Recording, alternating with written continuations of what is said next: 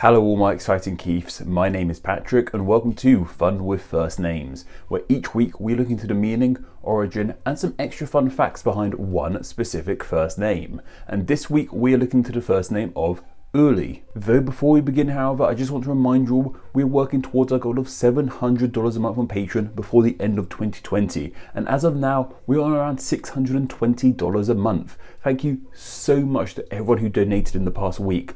In that last video I asked if you guys could donate and so many of you pledged. It was really amazing to see so many people supporting, and now we're even closer to that end goal. I really think we might be able to do it. No, I know we can do it. I know there's enough people out there who enjoy Name Explain enough who will want to donate just $1 a month or so, and donating just $1 a month gives you access to ad-free videos, an exclusive podcast every month, an exclusive blog every week, and just so many extra goodies. You get to help choose what names get explained on the channel. And when we hit that goal of $700 a month on Patreon, I'm going to hire an editor for these videos to make them look nicer, to have nicer images here, make me look less ridiculous. That might be quite an impossible task actually, to make me look less ridiculous, but they're going to give it a good go. So just if you go over to Patreon, click the link in the description down below and donate. That will help out in a huge way, and I really think we will get there.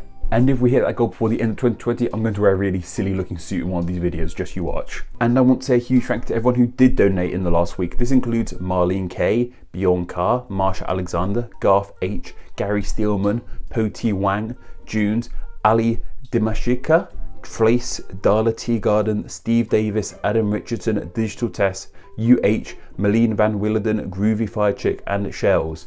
Thank you to all these people who donated in the past week. Apologies if I forgot you out and didn't see you there, and apologies if I mispronounced your name, because you know me, if there's one thing I do better than explain names, it's mispronounce them. Once again, huge thank you. Please do consider donating on Patreon. There'll be a link down below. Anyway, on with today's name of Uli, and this is actually a name of Hebrew origins, and in Hebrew the name is Uli. And from this Hebrew name of Uli, it was adapted into Uli as we see it today, which is darn handy for us, because if this name wasn't changed to start with a U instead of a no, then that'd be even less names to talk about for you in this video. So it was either this or Ulysses. This one won out, so here we go. We wouldn't have this if it didn't get adapted in this way. The name in Hebrew simply means my light or my flame. And this does make a ton of sense why you would name someone as your light, not just light, but your light specifically. There's sort of the phrase, the light of my life, is what we use for people we really admire and care for. They make your world complete. It makes sense to call your child your light, because to so many people, their kids are the most important thing in their world. They are their light, they are their flame. This name gained traction thanks to its use in the Old Testament. It was the name of the father of a man called Bezalel. I think I'm pronouncing that right.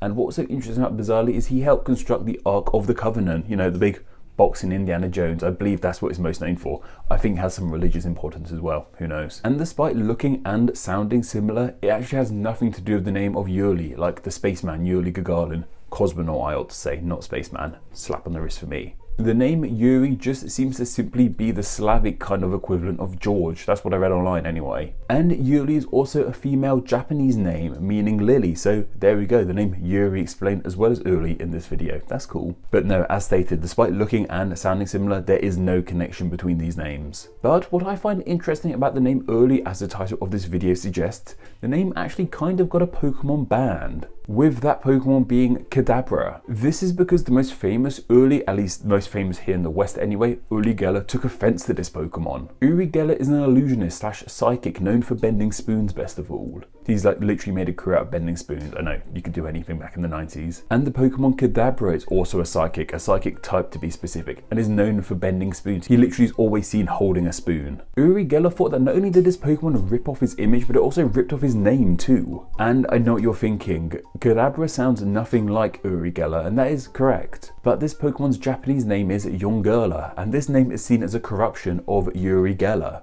In fact, all the Pokemon in the Kadabra line have names based on famous illusionists or magicians in their Japanese names. Its pre-evolved form of Abra has the Japanese name of Casey, and this is thought to be a reference to Edgar Cayce, a famous American deviant. Not deviant, that was the wrong word. The correct word is clairvoyant. That's a Freudian slip. Maybe he was a deviant as well, what do I know? Let's just carry on. And Alakazam's Japanese name is Fudin, which is seen as a corruption of Houdini, as in Harry Houdini, the really famous magician. Perhaps the most famous magician? I'm going to say it, Harry Houdini is the most famous magician. Don't at me. Uri Geller, however, was not happy with this Pokemon using his likeness and of course his name. In 2000, he released a statement saying, "Nintendo turned me into an evil, occult Pokemon character. Nintendo stole my identity by using my name and my signature image." Bit petty, I think, just take the free advertising, but you know. And since then, no Pokemon cards based on the Pokemon Kadabra have actually been made. The last Kadabra Pokemon card we got was all the way back in 2000 with Sabrina's Kadabra. However, it was only earlier this month, literally in December 2020, Uri Geller changed his mind and apologised for banning the Pokemon for so long, and actually released his ban on the Pokemon, I guess using his magic powers or something. And Nintendo / the Pokemon Company / Game Freak / Wizards of the West Coast, I think that's what they're called, can start making Kadabra Pokemon cards again, so that's awesome. Finally, some good news in 2020. So the name Uri did get a Pokemon ban for around 20 years, but luckily that ban is now over. We're going to have Kadabra back in our Pokemon cards again.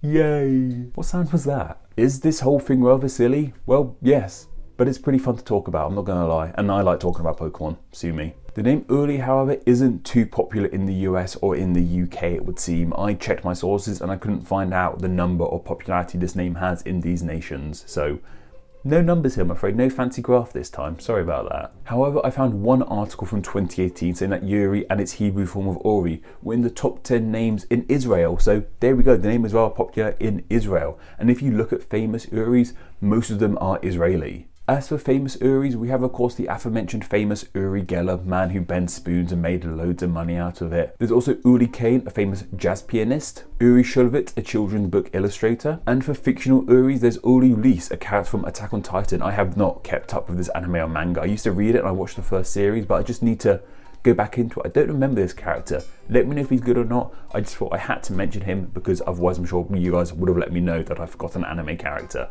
I've already spoken about one anime character in this video anyway. Kadabra was kind of an anime character, right? And if we count the Hebrew spelling of Ori, then I guess we also have Ori from the game Ori and the Blind Forest, which I haven't played, but I've heard it's really, really good. But there's another famous Uri/Ori. And I even kind of found a wrestler named Uri. This is Uri Kalashnikov, who is apparently an Israeli, actual wrestler, not a silly pro wrestler, but like an Olympian Greco-Roman amateur wrestler. It's weird how the real wrestlers are called amateurs and the fake wrestlers are called pros, but that's a conversation for another time. But that's just about everything you guys need to know about the name Uri. But what are your thoughts on this name? Do you like it? Do you dislike it? Do you know anyone with the name Uri? Are you called Uri yourself? Let me know down below. And of course, I just want to share some of the thoughts you guys had on last week's name of Sebastian. No, Tiffany. I'm not with it today. Tiffany was last week's name. Sam Aranau said, "I'll never forget this. At some time in the mid-1990s, our handyman mentioned that one of his daughter's friends lived near us and was named Tiffany.